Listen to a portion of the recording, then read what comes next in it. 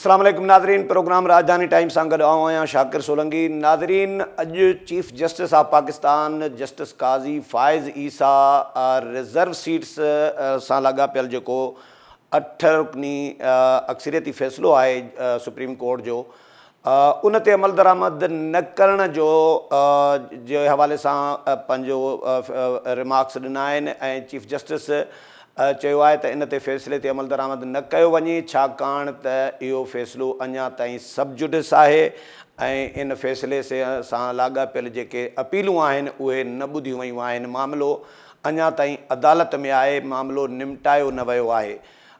तय्यब Bloch senior तजिया निगार आहिनि, supreme court खे वॾे अरसे खां कवर कनि पिया ऐं मामलनि खे सम्झनि पिया, सुप्रीम कोर्ट जे फ़ैसिलनि खे ऐं मामलनि खे। असांखे टेलीफोन लाइन ते जॉइन कयो आहे तय्यब। अस्सलाम वालेकुम। वालेकुम सलाम। तय्यब भाई, ये क्या फैसला, ये कोई तहरीरी तौर पर दिया है, क्या है फैसला, कहें क्या कहें इसको जो चीफ जस्टिस ने कहा है और क्या कहा है? जी, ये बिल्कुल मखसूस नशिस्तों का, जिस तरीके से आपको पता है कि 8 जजेस का अक्सरियती फैसला आ गया था और वो तफसीली फैसला था। उसके बाद 2 जजेस जो है वो जस्टिस अपना काजी फ़ाइज़ ईसा जो है चीफ जस्टिस और जस्टिस बिलाल फरमंदो, उनकी जानिब से जो है वो तफसीली इख्तिलाफी नोट आना बाकी थे। तो अब दोनों की जानिब से जो है वो इख्तिलाफी नोट जारी कर दिए गए हैं और चीफ जस्टिस काजी फ़ाइज़ ईसा ने अब जो इख्तिलाफी नोट जारी किया है उसमें उन्होंने वाज़ेह तौर पर कहा है कि ये फैसला जो है ये काबिल अमल नहीं है, क्योंकि अभी तक ये फैसला अपनी हतमी तौर के ऊपर यानी फाइनल नहीं हुआ। उसके खिलाफ जो नज़रसानी दरखास्तें हैं वो अभी तक ज़ेर समाअत हैं और उनको समाअत के लिए नहीं लगाया गया। तो इसी वजह से जब तक फैसला हतमी नहीं होता उस वक्त तक जो है इस फैसले को नाकाबिल अमल ही समझा जाए। तो चीफ जस्टिस काजी फ़ाइज़ ईसा की जानिब से जो इख्तिलाफी नोट लिखा गया है वो बड़ा एक तफसीली नोट है और उसमें उन्होंने जो है वाज़ेह तौर के ऊपर जो है वो ये कहा है कि जस्टिस मंसूर अली शाह खुद कहते रहे कि अदालतों को जो है वो सियासी अमूर में मुदाखलत नहीं करनी चाहिए, लेकिन यहाँ पर उन्होंने फैसला ऐसा दिया कि जो बरह रास्त सियासत में जो है वो मुदाखलत है। इसके साथ साथ चीफ जस्टिस काजी फ़ाइज़ ईसा की जानिब से जारी किए गए नोट में ये भी कहा गया है कि ये फैसला नुमा वजाहत नोट जारी करते हुए किसी फरीक की जो है वो सुनवाई नहीं की गई और ये जो वजाहत है इसकी कोई ऐसी मिसाल भी नहीं मिलती और ये कि वजाहती नोट के जारी हुआ वो अक्सरियती जजेस में से पेशतर तो इस्लामाबाद में उस वक्त मौजूद ही नहीं थे।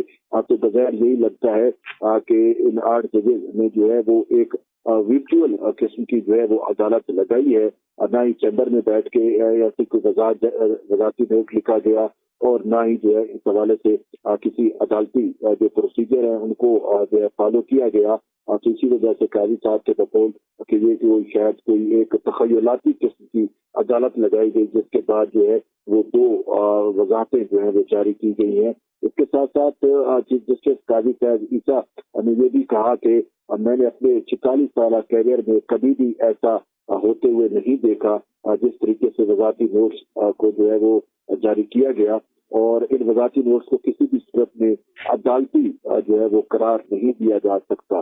तो चीफ जस्टिस काजी फ़ाइज़ ईसा की जानिब से जारी किए गए नोट के अंदर ये भी लिखा गया है कि मुझे यकीन है कि पाकिस्तान जो है वो आइन के तहत ही जो है वो चलाया जा सकेगा। लेकिन साथ ही में कहा कि बदकिस्मती से मखसूस नशिस्तों की नजरसानी पर जस्टिस मंसूर और जस्टिस मुनीर के इत्तेफाक न करने से उसकी समाअत नहीं हो सकी और ये एक अक्सरियती जजेस ने 13 रुकनी बेंच होने की बजाय अपनी अलग से जो है वो 8 रुकनी अदालत लगा ली। 8 जजेस वजाहत करने के लिए कहाँ इकट्ठे हुए ये भी एक निर्णय है। 8 जजेस ने जो वजाहतें जारी की हैं कभी ऐसा तरीकेकार जो है वो हमने नहीं देखा। अक्सरियती फैसले में अक्सरियती नशिस्तों का जिक्र किया जो आर्टिकल 51 में ना ही आर्टिकल 106 में है। 8 जजेस का अक्सरियती फैसला आर्टिकल 51 और आर्टिकल 106 में जो है वो तरमीम है और आइन में तरमीम 2/3 अक्सरियत से पार्लियामेंट ही कर सकती है, लेकिन यहाँ पर जो है वो महज 8 जजेस में बैठकर आइन में जो है ऐसा लगता है जैसे उन्होंने तरमीम कर दी हो। अदालती फैसले पर वजाहत का इख्तियार अमल दरामद बेंच को है और अक्सरियती फैसले में कहीं भी अमल दरामद बेंच का जो है वो जिक्र तक नहीं किया गया। इसके साथ साथ चीफ जस्टिस काजी फ़ाइज़ ईसा के नोट में ये भी कहा गया है कि आइन को अपने अल्फाज में डालने से जो है इस्तेमाल करना चाहिए। अक्सरियती फैसले में 8 आर्टिकल 17 किताबों के 14 मरतबा हवाला दिया गया। अक्सरियती फैसले में कहीं भी 14 अदालती फैसले کے حوالہ اور غیر ملکی ماہرین کی تقریروں کا بھی جو ہے وہ اگرچہ حوالہ ہے لیکن ان کو ثابت تک نہیں کیا گیا۔ اقلیتی فیصلے کے تمام حوالہ جات آئین اور الیکشن ایکٹ سے غیر متعلقہ ہے۔ برسٹر گور کی متفرق درخواست کا اکثریتی فیصلے میں حوالہ دیا گیا۔ برسٹر گور کی درخواست پر ایڈوکیٹ آن دی ریکارڈ کے دستخط کیے گئے۔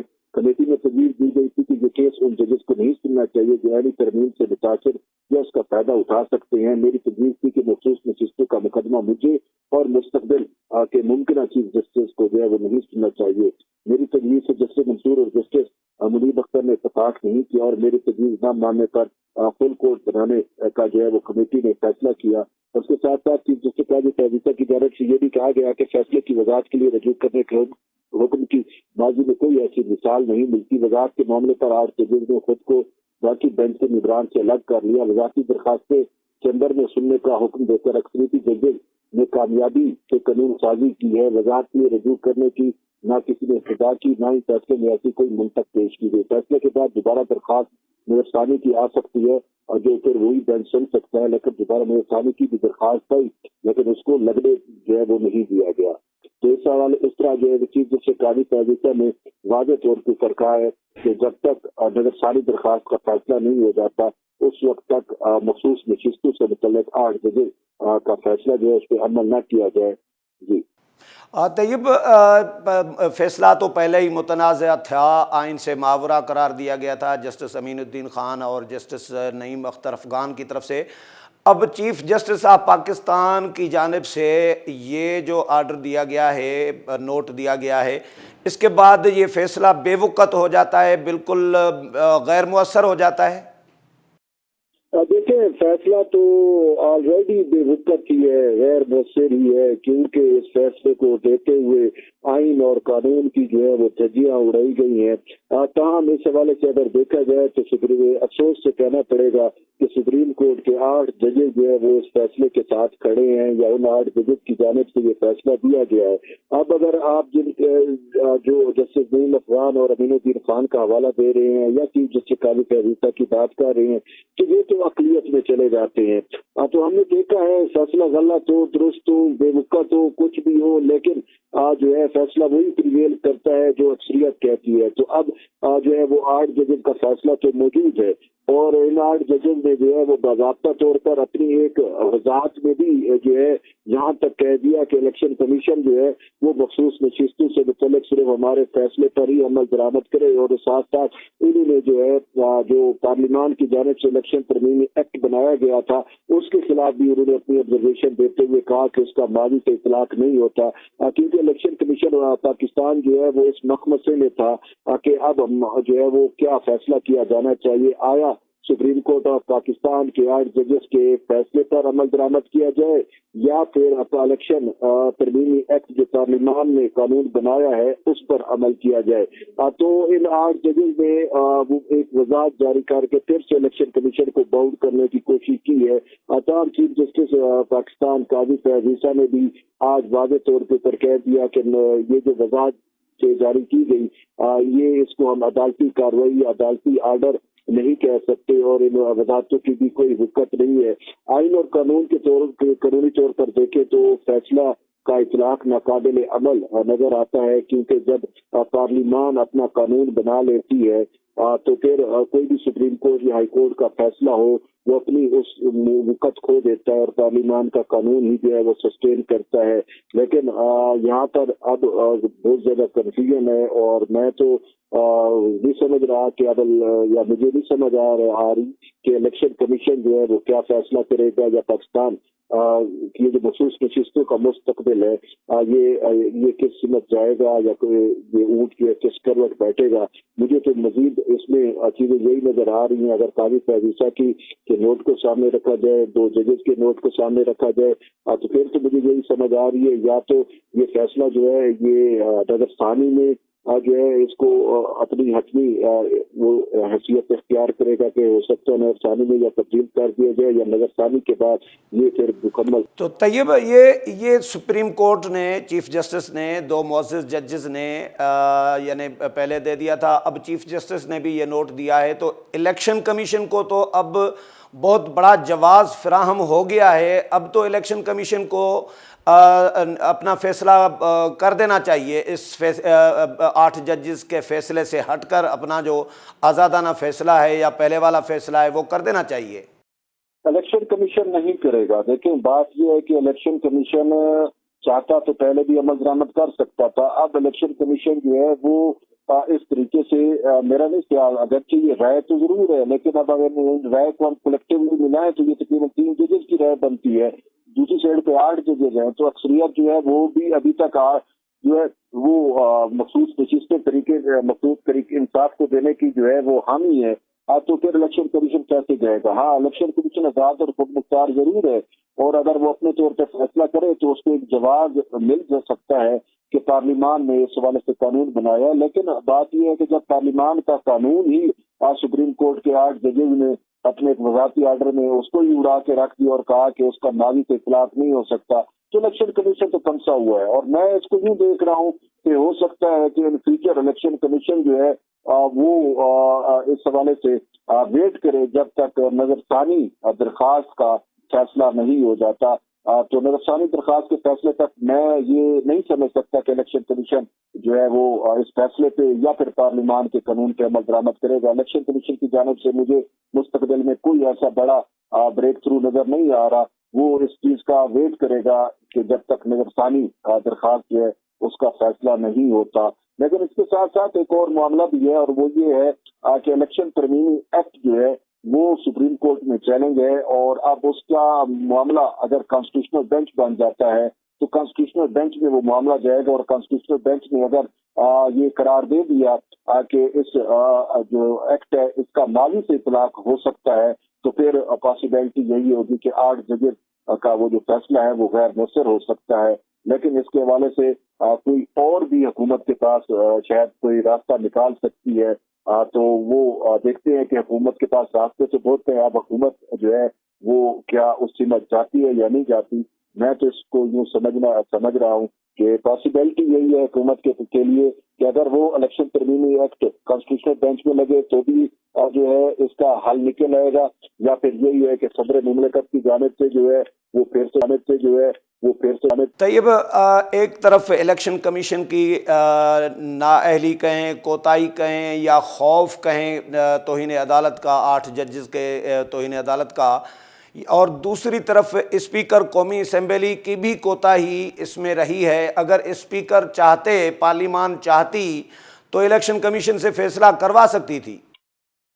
جی کس کا رونا روئے؟ الیکشن کمیشن کی کوتاہی کا رونا رویا جائے یا پھر پارلیمان کے جو اسپیکر ہیں ان کی جو بیجا خاموشی ہے یا بیجا ریسٹرین ہے اس کا رونا روئیں. لیکن بات ایک چیز جو سامنے آئی ہے وہ یہی ہے کہ جو ہے ابھی مستقبل قریب میں اس فیصلے پہ نہ عمل درآمد ہوتا ہوا نظر آ رہا ہے، اور نہ ہی مخصوص نشستیں جو ہیں اس حوالے سے کوئی ہمیں فیصلہ ہوتا ہوا نظر آ رہا ہے. اس کے حوالے سے جو ہے وہ کوئی ایک نیا الگ سا کوئی راستہ ہی جو ہے شاید اڈاپٹ کرنا پڑے گا، اور وہ یہی ہے کہ الیکشن ترمیمی ایکٹ کی اگر سپریم کورٹ کے کانسٹیٹیوشنل بینچ سے تصدیق ہو گئی اور اس ترمیم ایکٹ کے اندر ہی کانسٹیٹیوشنل بینچ نے یہ بھی واضح کر دیا کہ 8 ججز کا فیصلہ اگرچہ فیلڈ میں ہے لیکن الیکشن کمیشن جو ہے وہ ترمیمی ایکٹ پر کے مطابق فیصلہ کرے، تو پھر الیکشن کمیشن اس وقت ہی جا کے فیصلہ کرے گا. یا پھر ایک اور راستہ وہی ہے کہ نظر ثانی کے اندر جو ہے وہ اب یہ رائے جو ججز کی ہے وہ تبدیل ہو جائے، یا پھر جو ہے وہ جب تک نظر ثانی والا معاملہ حتمی نہیں ہوگا اس وقت تک اس پہ عمل درآمد نہیں ہوگا. اس میں ضرور کوتاہی ہے اسپیکر قومی اسمبلی کی. اسپیکر قومی اسمبلی کو جو ہے جب بھی الیکشن ترمیمی ایکٹ آ گیا تھا اس ٹائم ہی اس کو چاہیے تھا، وہ الیکشن کمیشن کا کیوں انتظار کرتا ہے؟ الیکشن کمیشن نے تو ان مخصوص نشستیں جن کو دی گئی تھی اس کو ڈی نوٹیفائی تو نہیں کیا، وہ تو ایک اسٹے آرڈر تھا اور ابھی تک جو ہے وہ اسٹے آرڈر ہی ہے. تو جب ترمیمی ایکٹ آ گیا تھا تو اسپیکر کو چاہیے تھا کہ وہ یہی ایک رولنگ دیتا اور کہتا کہ بھائی اسٹے آرڈر بھی ختم ہو گیا ہے، اس کی کوئی حیثیت کوئی وقت نہیں رہی کیونکہ سپریم کورٹ کا فیصلہ غیر مؤثر ہو چکا ہے، اور وہ اپنے طور کے اوپر ان آزاد وہ جو مخصوص نشستوں والے ہیں ان کو بلا کے جو ہے وہ دوبارہ اپنی ہاؤس کو جو ہے وہ کمپلیٹ کر سکتا تھا. لیکن اس نے جو ہے وہ نہیں کیا، اور پھر وہ बार बार इलेक्शन कमीशन को लेटर लिखता रहा कि जी इलेक्शन कमीशन जो है वो हमारे कानून के हमारे जो नया कानून बना है उसके मुताबिक फैसला करे। इलेक्शन कमीशन ने क्या फैसला करना है? इलेक्शन कमीशन ने तो जिनको मखसूस नशिस्तें दी गई थी उनको तो डी नोटिफाई नहीं किया था, वो तो एक स्टे ऑर्डर था। तो ये अभी पता नहीं कि स्पीकर इस अहम बात को क्यों नहीं समझ सका, और फिर वो इलेक्शन कमीशन के पास जाता है। इलेक्शन कमीशन जो है वो एक साइड पे तौहीन अदालत से जो है वो बचना चाह रहा है, दूसरी साइड पे उसको तौहीन पार्लिमान का भी डर है। तो इसी वजह से वो तो उसके पास तो एक जवाब है कि भाई जब तक जो है नजरसानी दरखास्त का फैसला नहीं हो जाता उस वक्त तक मैं जो है ना ही उस कानून पे अमल दरामद करूंगा और ना ही मैं जो है इस फैसले पे अमल दरामद करूंगा। तो इसी वजह से इलेक्शन कमीशन जो है वो तो फैसला करता हुआ नजर नहीं आ रहा, लेकिन स्पीकर की यहाँ पे नाअहली और कोताही जरूर है। जी, चीफ जस्टिस ऑफ पाकिस्तान तब्दील होने जा रहे हैं। काजी फायज़ ईसा साहब के रिटायरमेंट में बाकी कुछ दिन रह गए हैं, 2-4 दिन रह गए हैं। तो इसके बाद अभी जो पार्लिमानी कमेटी की मीटिंग हो रही है, एक नशस्त तो उनकी नाकाम हुई है, पीटीआई ने बाइकाट किया है। एक तरफ पीटीआई शामिल हुई है पार्लिमानी पार्टी में, न बल्कि इस तरह कहें कि एक तरफ पीटीआई ने मुखालफत में, आईनी तरमीम की मुखालफत में वोट डाला, दूसरी तरफ पीटीआई यू टर्न लेके फिर कमेटी में भी आके बैठ गई है, फिर कमेटी से बाइकाट भी कर दिया है। तो ये पीटीआई की सियासत पे क्या कहेंगे, किस तरह देख रहे हैं? पीटीआई की सियासत तो मैं तो आज तक पीटीआई को कोई सियासी जमात ही नहीं समझा, तो इसकी सियासत का पे मैं क्या कमेंट कर सकता हूँ। बात यह है कि इसका एक दोहरा मियार है। एक साइड पे अपना सेनेटर उस कमेटी में बिठा दिया, दूसरी साइड पे अपने कौमी निगरान कौमी असेंबली को जाने से मना कर दिया। ना ही तो इस पे हम क्या कह सकते हैं? पीटीआई जो है वो तो बस प्रॉब्लम पे प्रॉब्लम क्रिएट करती है, और मैं ये नहीं समझ सकता वो सिर्फ यही कहती है ना हम खेलेंगे ना किसी को खेलने देंगे, और यही है। लेकिन पार्लिमानी कमेटी ने अच्छा एक तसव्वुर देने की कोशिश की है कि वो एट द एंड यानी कि फिर भी वो उनकी कोशिश है कि पीटीआई को जो है मना के लेके आए और पीटीआई को अपने साथ बिठाएं ताकि फैसला जो है इसमें पीटीआई का इनपुट भी हो मुस्तकबिल के चीफ जस्टिस की तैनाती के लिए। लेकिन पीटीआई जो है वो तो खुद मजबूर है बहसीयत वो जो, अगर आपको याद हो सईद खुर्शीद शाह ने एक बड़ी बात की थी कि बैरिस्टर ज़ोहर उमर अयूब हो, इनके पास तो फैसले का भी इख्तियार नहीं है। ये तो मतलब है कि इनकी ना ही कोई अहमियत है, असल फैसला का इख्तियार तो इनके बानी के पास है, और बानी जो कहता है ये मजबूर हो जाते हैं उसके तहत चलने पे। तो इसी वजह से तरीके इंसाफ जो है मैं नहीं समझ रहा कि उसकी सियासत सागर है। मैं तो जब उसको समझता नहीं हूँ कि वो कोई सियासी पार्टी है या वो कोई सियासी फैसला कर सकती है, तो मैं फिर इस हवाले से क्या कोई कमेंट करूँ। तो ये जो 3 नाम गए हैं सुप्रीम कोर्ट में, क्या चल रहा है अदालती हलकों में, सहाफती हलकों में जो सुप्रीम कोर्ट कवर कर रहे हैं, उनमें क्या चल रहा है? 3 नाम गए हैं, कौन फेवरेट समझा जा रहा है? देखिए, सियासी हलकों में और सहाफती हलकों में कुछ भी चले, हतमी फैसला जो है वो तो पार्लिमान की कमेटी ने करना है। ये जो कमेटी बनी है जिसमें दोनों कैदे बाला और कैदे ज़ेरी दोनों की नुमाइंदगी भी शामिल है और अपोजिशन भी शामिल है, हुकूमती बेंचेस के लोग भी शामिल है। फैसला तो उन पे है और अक्सरियत राय से उन्होंने फैसला करना है। लेकिन एक बात फिर भी मुझे नजर आ रही है कि हो सकता है कि चीफ जस्टिस फिर भी जस्टिस मंसूर अली शाह ही बने, क्योंकि उसमें ये 3 जजेस के नाम दिए गए हैं। पहला जस्टिस मंसूर अली शाह है, दूसरा जस्टिस याया खान अफरीदी है, और तीसरा नाम जो है वो इज्जत माब जस्टिस मुनीब अख्तर साहब हैं। तो अब जस्टिस मुनीब अख्तर को अगर हम देखें तो उनका प्रोफाइल ऐसा नहीं है कि वो किसी हाई कोर्ट के भी चीफ जस्टिस नहीं रह चुके, जबकि ये जो 2 मौजूद जज हैं ये मुतलका हाई कोर्ट के चीफ जस्टिस जरूर रहे हैं, जिसमें जस्टिस याया खान अफरीदी पिशावर हाई कोर्ट में चीफ जस्टिस थे और justice Mansoor Ali Shah Lahore high court के चीफ जस्टिस रहे हैं। और इसके साथ साथ जो है अब अगर इन दोनों में हम कंपैरिजन करें, आइन और कानून की हुक्मरानी और पार्लिमान की बालादस्ती को देखें, तो फिर तो हमें यही नजर आता है जस्टिस याया खान अफरीदी बनेंगे। लेकिन जस्टिस याया खान अफरीदी का एक चीज जो हमें समझ आ रही है कि वो ये है कि याया खान अफरीदी ने सुप्रीम कोर्ट में तकरीबन मजीद 6 साल के लिए रहना है। तो वो अगर अभी चीफ जस्टिस का ओहदा संभाल लेते हैं और चीफ जस्टिस पे हामी भर लेते हैं तो वो 3 साल पहले अपनी मुद्दत मुलाजमत से पहले रिटायर हो जाएंगे, क्योंकि यहाँ पे चीफ जस्टिस की जो अपॉइंटमेंट है उसके लिए 3 साल का टेन्योर फिक्स्ड है। तो वो 3 साल ठीक है, 3 साल का चीफ जस्टिस तो रहेंगे, لیکن اس کے بعد جو ہے وہ ریٹائر ہو جائیں گے، جبکہ اگر وہ اپنی عمر کے مطابق مدت طیب، کیا پارلیمانی کمیٹی ان کے فیصلوں کا جائزہ نہیں لے گی کہ انہوں نے کتنے متنازع فیصلے دیے ہیں، آئین سے متصادم فیصلے دیے ہیں یا پارلیمان کے خلاف فیصلے دیے ہیں؟ ان کا بھی تو جائزہ لیا جائے گا کمیٹی میں۔ کمیٹی کو جائزہ تو لینا چاہیے کہ کس جج کے کون سے فیصلے ہیں اور کس جج نے جو ہے وہ آئین کی حکمرانی کو زیادہ مقدم رکھا، وہ سیاست سے اپنے آپ کو انہوں نے دور رکھا۔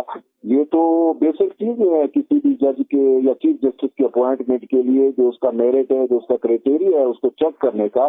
اب یہ تو کمیٹی پہ ڈیپینڈ کرتا ہے کہ وہ کیا کرتی ہے، لیکن ایک بات تو بڑی سیدھی سی ہے کہ اگر جسٹس منصور علی شاہ کو کمیٹی نے اپروو کر دیا اور لگا دیا، تو پھر چیف جسٹس قاضی صاحب عیسیٰ نے جو لکھا ہے، یا جسٹس امین الدین خان نے جو لکھا ہے، یا جسٹس نعیم افغان نے لکھا ہے، انہوں نے تو ان کے بارے میں بربلا کہا ہے کہ انہوں نے آئین شکنی کی ہے، اور پھر خود پارلیمان کا یہ کہنا ہے کہ منصور علی شاہ کا 8 ججز کا فیصلہ ناقابل عمل ہے، اور اسی فیصلے کو غیر مؤثر کرنے کے لیے پارلیمان نے جو اپنا ایک نیا قانون بنایا ہے۔ تو اس کے باوجود اگر یہ کمیٹی صحیح منصور علی شاہ کا نوٹیفکیشن کرتی ہے تو پھر اس کمیٹی کہاں ٹھہرے گی؟ پھر میں یہی سمجھتا ہوں کہ اگر منصور علی شاہ کا نوٹیفکیشن ہونا ہی ہے اور اس کو چیف جسٹس لگانا ہی ہے، تو پھر ہم یہ کہنے میں حق بجانے دوں گے کہ ان 8 ججز کے فیصلے پہ بھی عمل درآمد کو یقینی بنایا جائے، پھر پارلیمان اس حوالے سے بنایا ہوا اپنا قانون بھی واپس لے لے، اور پھر یہی کہا جائے کہ جسٹس منصور علی شاہ نے جو بھی فیصلہ کیا ہے وہ آئین اور قانون کے مطابق ہے۔ اگر کمیٹی سمجھتی ہے کہ وہ فیصلے آئین اور قانون کے مطابق نہیں ہے تو پھر کمیٹی کو کسی اور آپشن پہ غور کرنا پڑے گا۔ بہت شکریہ طیب بلوچ ٹائم دینے کے لیے۔ ناظرین ہتے وٹھوں دا ایکڑو بریک کہاں پہ حاضر تھے ہوندا۔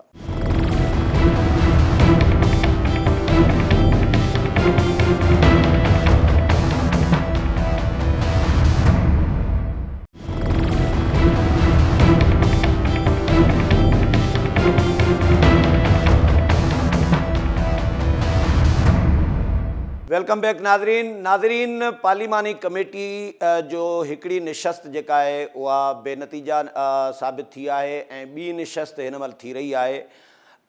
PTI पहिरीं नशस्त में हिकिड़ो दोहिरो मयार जेको PTI जो आहे, ॿिटो मयार उहो नज़र आयो। PTI हिकु तरफ़ आइनी तरमीम जे मुखालफ़त में वोट ॾिनो ऐं ॿिए तरफ़ वरी यू टर्न वठी पार्लिमानी कमेटीअ में बि शामिलु थी, ऐं टी तरफ़ वरी हिकिड़े मेंबर खे सेनेटर खे विहारे वियो ऐं MNAs बाइकाट कयो। इहा अलाए कहिड़ी पॉलिसी PTI जी आहे। इन मामले ते ॻाल्हाईंदासीं। असांखे काशिफ़ रफ़ीक साहब जॉइन कयो आहे टेलीफोन लाइन ते। सीनियर तजिया निगार आहिनि, सीनियर जर्नलिस्ट आहिनि ऐं ब्यूरो चीफ आहिनि न्यूज़ 1 TV जा। काशिफ़ भाई अस्सलाम वालेकुम। वालेकुम अस्सलाम। काशिफ़ भाई, PTI का ये डबल स्टैंडर्ड जो हमें नज़र आया है कि एक तरफ तो आइनी तरमीम की मुखालफत में वोट डाला और फिर तवक्को की जा रही थी कि शायद PTI ने मुखालफत की है तो इस आइनी तरमीम को नहीं मानेगी या पार्लिमानी कमेटी को भी नहीं मानेगी, लेकिन फिर वो तस्लीम भी कर लिया, पार्लिमानी कमेटी में भी बैठ गई, फिर बाइकाट भी कर दिया, वो भी आधा बाइकाट जिसको कहें कि सेनेटर को बिठा दिया और MNAs ने बाइकाट किया। तो ये PTI करना क्या चाह रही है? बहुत शुक्रिया शाकिर संगी साहब। बुनियादी तौर पे तहरीक-ए-इंसाफ का मामला ये है कि तहरीक-ए-इंसाफ खुद अपनी पॉलिसी में बहुत हद तक कंफ्यूज हो गई है कि तहरीक-ए-इंसाफ की जो मौजूदा क्यादत है, सियासी क्यादत, वो कुछ सोचती है, लेकिन जब वो सारे फैसले कर लेती है और जाती है बानी तहरीक-ए-इंसाफ को मिलने, तो वहां से कुछ नई इंस्ट्रक्शन आती है। अब बानी तहरीक-ए-इंसाफ का पहले दिन से एक मसला है कि वो सुनते कम है और बताते ज्यादा है, और फिर तहरीक-ए-इंसाफ की क़यादत का मसला ये है कि उनको उनके कहे हुए को मनोहन इम्प्लीमेंट करना पड़ता है। अब जब आपने आईनी तरमीम की खिलाफ वर्जी की, आपने आईनी तरमीम को तस्लीम नहीं किया, खिलाफ वर्जी का मुराद ये कि आपने तस्लीम नहीं किया, आपने वोट नहीं दिए, आपकी शराइत नहीं वोट नहीं दिए बल्कि वोट मुखालफत में दिया, मुखालफत में वोट दिए, जबकि आपने अपनी शराइत मौलाना फजल रहमान साहब के थ्रू आईनी तरमीम का हिस्सा बनवाई, और उसके बाद फिर आप पार्लिमानी कमेटी में बैठ गए। अब पार्लिमानी कमेटी की नॉमिनेशन भी आपने दे दी। अब उसके बाद आपने कहा कि जी हम उसमें नहीं बैठेंगे। क्योंकि मसला ये है कि 12 रुकनी पार्लिमानी कमेटी है, उसमें 2/3 अक्सरियत के साथ फैसला होना है। इजलास हुआ, सेनेटर साहब बैठ रहे हैं, लेकिन कौमी असेंबली के मेंबरान नहीं बैठ रहे, या तो तमाम की तमाम तहरीक-ए-इंसाफ उस पार्लिमानी कमेटी को डिसऑन कर दे, اور کہے ہم نہیں مانتے، تو پھر اگر آپ نہیں مانتے تو پھر آپ کو اپنے نام ہی نہیں بھیجنے چاہیے تھے۔ تو لگتا یہ ہے کہ تحریک انصاف کی قیادت کنفیوز ہے، اور وہ کنفیوز اس معاملے پہ ہے کہ ہم پارلیمان کے پروسیس کا حصہ بھی بننا چاہتے ہیں، لیکن حصہ نہیں بھی بننا چاہتے کیونکہ ان کی منشا اس میں ایڈریس نہیں ہو رہی۔ تو میں یہ سمجھتا ہوں کہ اس طرح کے جو رویے ہیں وہ سیاست میں کوئی اچھا تاثر قائم نہیں کرتے۔ آپ اپوزیشن وہاں بیٹھتی ہے، آپ اپنے ووٹ ڈالتے دیں اور بھلے مخالفت میں دیں، جیسے علی ترمیم مخالفت میں ووٹ دیے آپ نے، تو یہ ہوگا کہ آپ کی تو ان کی تھاٹ سے ایگری نہیں کرتے۔ لیکن اگر آج آپ ان سیاسی جماعتوں کے ساتھ نہیں بیٹھیں گے، ان کے پروسیس کو اڈاپٹ نہیں کریں گے، تو کل آپ کس طریقے سے سیاستدانوں سے فیور لے سکتے ہیں، کل آپ کس طریقے سے سیاسی جماعتوں کے ساتھ مذاکرات کر کے چیزوں کو آگے چلا سکتے ہیں؟ کیونکہ 26ویں آئینی ترمیم کے بعد طے ہو گیا کہ جو بھی کرنا ہے وہ پارلیمان کے فلور پہ کرنا ہے، نمبر گیم سے ہی چیزوں کو ایڈریس کرنا ہے۔ آپ نے 26ویں آئینی ترمیم کے خط افعال کو اگر دوبارہ چینج بھی کرنا ہے تو آئینی ترمیم سے ہی کیا جا سکتا ہے، نمبر گیم سے کیا جا سکتا ہے۔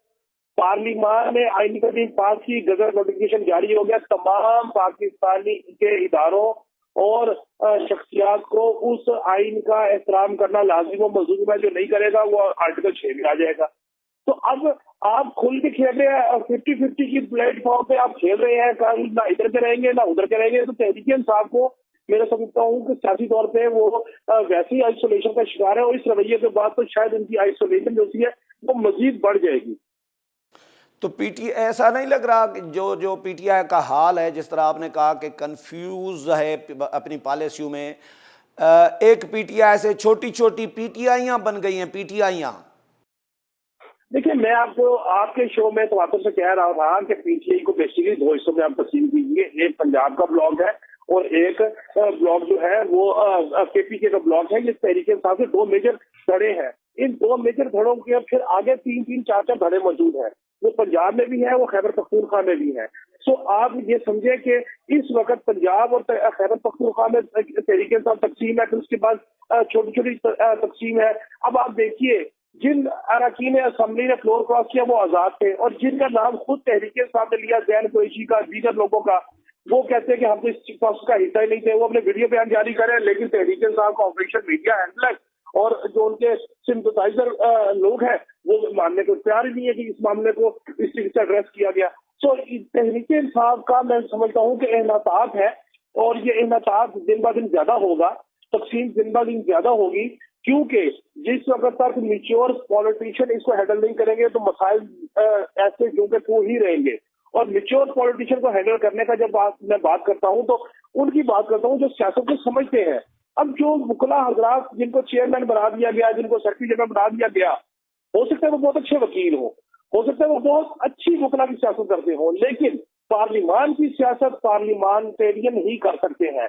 تو میں یہ سمجھتا ہوں کہ یہ چیز جو ہے وہ ایکسل ہوگی، اور تحریک انصاف کے اندر سے یہ معاملہ بلو ہوگا کہ کسی بھی صورت آپ جو تحریک انصاف کی تقسیم کا معاملہ ہے یا تحریک انصاف کی جو لیڈرشپ ہے اس کو چینج کیا جائے، کیونکہ یہ وکلا حضرات جو ہے انہوں نے ثابت کیا کہ یہ پارلیمانی سیاست کے لیے انہوں نے کوئی بہت اچھا کردار ادا نہیں۔ مولانا فضل الرحمان صاحب کے پاس 4 وکلا آتے تھے، جو مولانا کی طرف سے ہمیں جو مولانا کی سائٹ سے جو انفارمیشن ملی ہے، حامد خان یا بیرسٹر گوہر یا سلمان اکرم راجہ، تو 4 وکلا آتے تھے، تو چاروں کا الگ الگ موقف ہوتا تھا، وہ آن بورڈ نہیں ہوتے تھے۔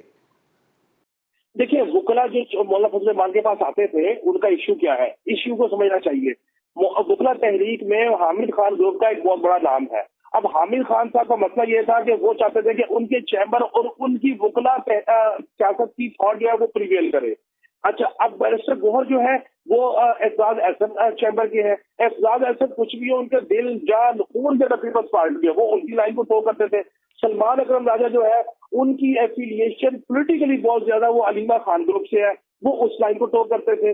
سو کولیکٹیو وزڈم جو ہے تحریک انصاف پاس موجود نہیں تھا، اور سیاست دانوں میں کولیکٹیو وزڈم نہ بھی ہو تو کسی ایک ایسے پوائنٹ پہ اکٹھی لیڈرشپ ہو جاتی ہے کہ جس میں جو ہے وہ آپ کوئی نہ کوئی ٹارگیٹ اچیو کر لیتے ہیں۔ سو ہر وکیل کی اپنی لائن، ہر وکیل کے گروپ کی اپنی سیاست، اس سیاست کو وہ پریویل کروا رہے تھے، اور جس سے نقصان سراسر سیاست دانوں کا ہوا، تحریک انصاف کا ہوا۔ اور میں یہ سمجھتا ہوں آگے پلیٹ فارم سے میں بہت جلد یہ دیکھ رہا ہوں کہ تحریک انصاف کی جو باغ دوڑ ہے وہ کسی زیرک سیاستدان کسی پولیٹیکل بندے کے ہاتھ میں ہوگی.